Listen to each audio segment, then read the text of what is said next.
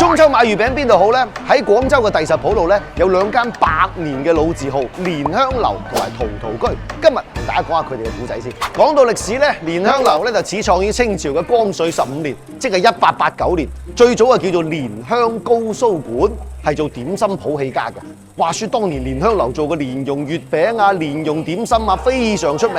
有位翰林大學士陳如岳食完之後啊，讚不絕口啦。話不如你將個蓮字加翻個草字頭啦，於是乎幫佢哋起名蓮香樓。當年呢一個蓮香樓有幾賺錢呢？淨係蓮香樓開業啊，使咗12000幾兩白銀啊，換算成家陣呢係250幾萬。喂，100幾年前嘅250萬啊，各位！清朝嗰陣呢，佢哋就喺香港開咗3間分店噶啦。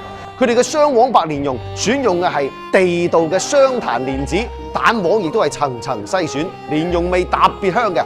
嚟蓮香樓，你唔食飯都記得要帶翻2盒蓮蓉月餅啊！而陶陶居咧始創於清朝嘅光緒6年，即係咧1880年，比蓮香樓啊仲要早9年啊！最早咧佢就叫做葡萄居，係做茶樓起家嘅。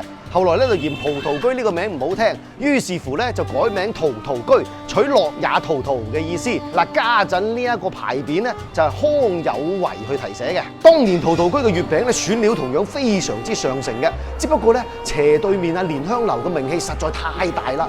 於是乎咧，陶陶居諗咗個辦法，做咗一款陶陶居上月，標價就100大洋一個，即係家陣2萬蚊人民幣。哇！即刻引起轟動。不過就冇人敢買。